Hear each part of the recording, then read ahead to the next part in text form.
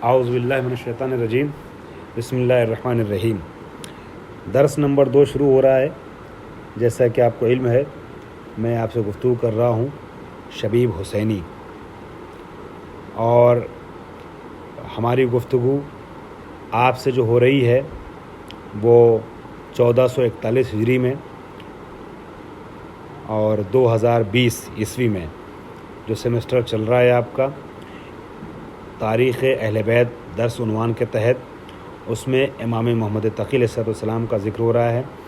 मैं आज भी इमाम की ज़िंदगी के तहलीली रुख की तरफ वारिद नहीं हो पाऊँगा और सिर्फ़ एक इनफ़रादी ज़िंदगी का एक ज़ायचा खींचते हुए, ज़ायचा बनाते हुए और एक खाका पेश करते हुए आज के दर्स को मुझे मुकम्मल करना पड़ेगा।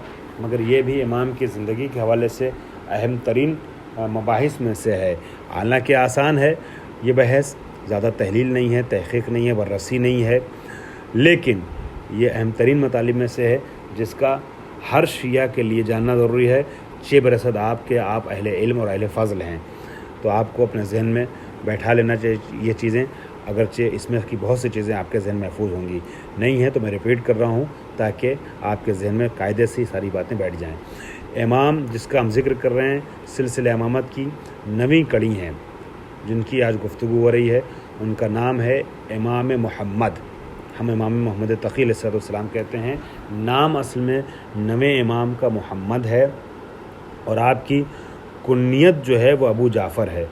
लेकिन जिस तरीके से मैंने अर्ज़ किया था कि अबुल हसन, चूँकि कई इमामों की कुन्नियत है तो अबुल हसन अव्वल, सानी, सालिस कहते हैं, उसी तरीके से अबू जाफ़र भी चूँकि इसके पहले 5वें इमाम की कुन्नियत रह चुकी है अबू जाफ़र, लिहाजा अब 9वें इमाम को अबू जाफ़र के कहते हुए सानी का लफ्ज़ ऐड किया जाता है, अबू जाफ़र सानी। ठीक है, ये है आपकी कुन्नियत। अलक़ाब में ऐसे तो हमारे अइम्मा को बहुत से अलक़ाब से याद किया गया। अक्सर उलमा को अलमुल हुदा या मिसाल के तौर पे हादी या ताहिर, ज़की, आलिम, ठीक है, ये सारे अलक़ाब अक्सर अइम्मा को दिए गए हैं।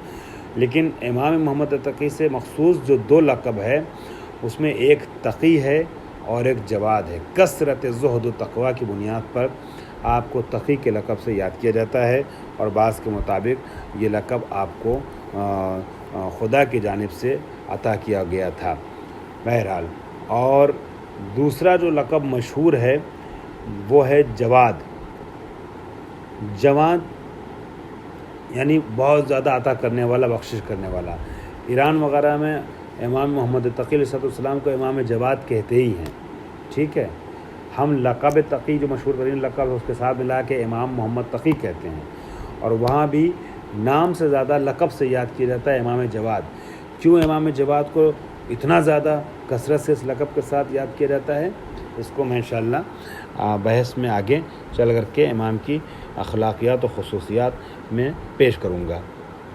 अब आ जाइए इमाम के वालिद, तो आप समझ गए कि 8वें इमाम थे इमाम अली रज़ा अलैहिस्सलाम, जिनके तारुफ़ की ज़रूरत नहीं है, पूरी तफसीली गुफ्तगू इसके पहले हो चुकी है। और आपकी वालिदा अपने ज़माने की बहुत ही मुक़द्दस तरीन और पाकीज़ा तरीन ख़वातीन में से थीं कि जो इंतखाब इलाही थी इमाम रज़ा अलैहिस्सलाम के लिए, और इमाम रज़ा की शरीक हयात थी और उनका नाम था सबीका ख़ातून, यानी आपकी वालिदा सबीका ख़ातून थी। ठीक है, इमाम मोहम्मद तक़ी अलैहिस्सलाम की वालिदा। ज़ौजा में 2 नाम है। एक इमाम की वाकई ज़ौजा थी जिनको इमाम ने अपनी मर्ज़ी से, और ये कह सकते हैं हम कि इंतखाब इलाही की बुनियाद पर मुंतखब किया था, क्योंकि 10वें इमाम की माँ के तौर पर जिसको मुंतखब होना था, कहीं ना कहीं इलाही इंतखाब उसमें शामिल था।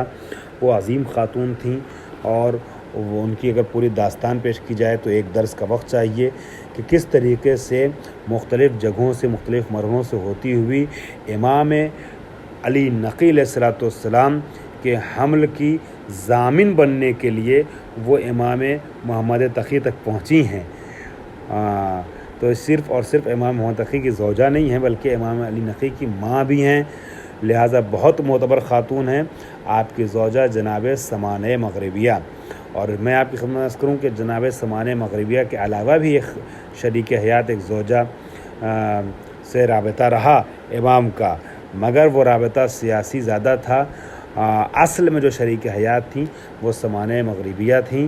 یہی وجہ ہے کہ امام محمد تقی کی کچھ اولاد ہیں، بعض کتابوں میں دو یا تین کا ذکر ہے، بعض کتابوں میں اس سے زیادہ کا ذکر ہے، یا یہ کہہ سکتے ہیں کہ انہی دو تین کے نام الگ الگ کتابوں میں الگ الگ طریقے سے لکھے گئے ہوں، لیکن میں جو نام کتابوں میں لکھے ہیں وہ آپ کی خدمت میں اس کے بعد بیان کروں گا۔ اب آ جائیے، جن ناموں کا میں ذکر کرنے جا رہا ہوں وہ سب اولاد ہیں جناب سمانہ مغربیہ، یعنی امام محمد تقی کے جو بچے پیدا ہوئے ہیں، چاہے امام علی نقی یا دوسرے فرزند آپ کے، یہ سب جو ہیں سمانہ مغربیہ کے بدن سے دنیا میں آئے ہیں۔ اور اس کے علاوہ آپ کی ایک شریک حیات تھی جس کا نام تھا ام فضل، لیکن ام فضل امام محمد تقی کی زندگی میں وہی حیثیت رکھتی ہے اور اس کا وہی کردار تھا جو امام حسن کی زندگی میں جودہ بنت اشعث کا کردار تھا۔ جس طریقے سے جودہ بنت اشعث نے امام محمد تقی کو، امام حسن کو لالچ کی بنیاد پر یزید سے شادی کرانے اور عقد کرانے کا لالچ معاویہ نے دلایا تھا، اس لالچ کی بنیاد پر، پیسوں کے لالچ میں، یزید سے شادی کے لالچ میں امام حسن کو شہید کر دیا تھا، اسی طریقے سے ام فضل نے بھی اپنے شوہر فرزند رسول امام محمد تقی کو شہید کیا تھا۔ حالانکہ امام محمد تقی کی شہادت کے لیے ایک روایت اور بھی ہے، ایک مشہور روایت کی بنیاد پر ام فضل جو آپ کی بیوی ہے اس نے معتصم عباسی کے اشارے پر، حالانکہ یہ اشارہ اس کے پہلی مامون دے چکا تھا، گویا کہیں نہ کہیں اپنے باپ کے حکم کو اپنی باپ کے خواہش کو عملی جامہ پہنایا ہے، لیکن جس بادشاہ کے زمانے میں اور جس بادشاہ کے حکم سے عملی جامہ پہنایا ہے اس کا نام ہے معتصم، وہ انشاءاللہ آگے میں گفتگو کروں گا۔ تو ام فضل جو ہے وہ اگر اس نے زہر نہیں بھی دیا، مان لیں دوسری روایت کے اعتبار سے، تب بھی امام کے لیے زہر بن کر کے رہی ہے۔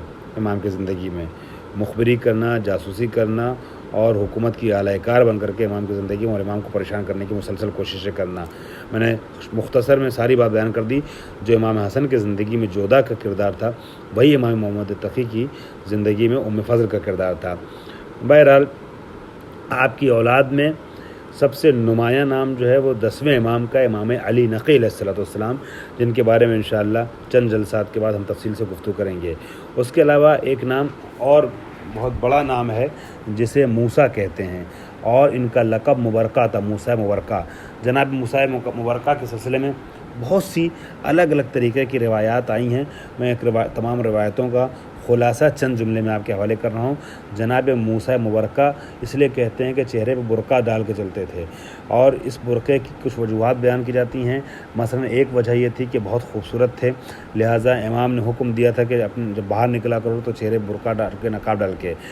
دوسری وجہ وہ یہ ہے کہ امام موسیٰ مبرکہ کو خطرہ تھا جان کا دشمنوں کی طرف سے، اس لیے کہ امام موسیٰ مبرکہ کو دیکھنے کے بعد دشمن شروع سے ہی سمجھنے لگے تھے کہ یہ امام کے جانشین ہو سکتے ہیں، لہٰذا جو کام امام مہدی آخر الزمان کے سلسلے میں ان کے زمانے کے دشمن کرنا چاہتے تھے، امام کو بچپن میں قتل کر دیا جائے، وہ کام امام جناب موسیٰ مبرکہ کے لیے ان کے نظام میں اگر یہ نمائندے ہوتے ہیں امام کے تو جانشین ہوتے ہیں تو یہ امام بن جائیں گے، لہٰذا پہلے ان کو ختم کر دیا جائے۔ تو لہٰذا اپنے کو دشمنوں کے شر سے بچانے کے لیے یا کسی بھی اور مصلحت کے تحت چہرے پہ برقع ڈال کر چلتے تھے، اس لیے ان کو موسیٰ مبرکہ کہا جاتا ہے۔ قم میں ایک جگہ ہے، آپ میں سے اگر کوئی گیا ہے، زیارت کی ہے تو بہت اچھا، اور نہیں تو پروردگار نصیب فرمائے۔ جناب معصومہ قم کے حرم سے چند کلومیٹر کے فاصلے پہ ایک جگہ ہے جس کو چیل اختران کہتے ہیں۔ قم میں چیل اختران میں جناب موسیٰ مبرکہ کی باقی 40 امامزادوں کے ساتھ قبر موجود ہے۔ موسیٰ مبرکہ وہ شخصیت ہیں کہ جن کی نسل سے تمام رضوی سادات، دنیا کی جتنی رضوی سادات مشہور ہیں وہ سب جناب موسیٰ مبرکہ کی نسل سے ہیں۔ امام محمد تقی کے حکم سے، پھر جناب موسیٰ مبرکہ کی خواہش سے، ان کے جو بچے تھے وہ سب اپنے کو بجائے تقوی کے رضوی لکھتے تھے۔ کیوں رضوی لکھتے تھے یہ میں اشارہ کر چکا ہوں اس کے پہلے، کیونکہ امام رضا علیہ السلام کو طعن ابتر دیا گیا تھا۔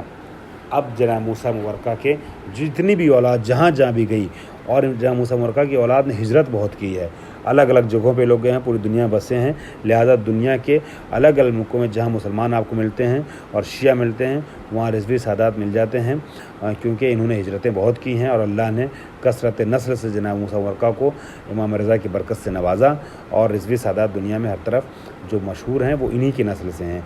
उसके अलावा आपकी 2 बेटियां भी थीं, एक का नाम फ़ातिमा था और एक का नाम अमामा था, लेकिन कुछ किताबों में 2-3 नाम और भी हैं, जैसे खदीजा, उम्मे कुलसूम और हुसैन। ठीक है, ये भी बाज़ रिवायत में आया है। अब आ जाइए इमाम की विलादत के हवाले से अगर देखा जाए तो इमाम मोहम्मद तक़ी की विलादत जो हुई है वो 10 रजब को हुई है सन 195 हिजरी। कहाँ हुई विलादत? मदीने में हुई है। हमारे अक्सर अइम्मा को अगर आप देखेंगे तो उनकी विलादत मदीने में हुई है, लेकिन इनको गुरबत पर मजबूर किया गया। गुरबत मतलब गरीबुल वतनी, वतन से दूर हिजरत करने पर या मजबूर करके इनको मदीने से बाहर किया गया, और नतीजा ये हुआ कि किसी की कब्र जो है वो खुरासान में है, तो किसी की काज़मैन में, किसी और की काज़मैन में, किसी की जो है वो सामर्रा में, किसी और की भी सामर्रा में, किसी की करबला में, किसी की कहीं है, किसी की कहीं, अलग अलग जगहों पे।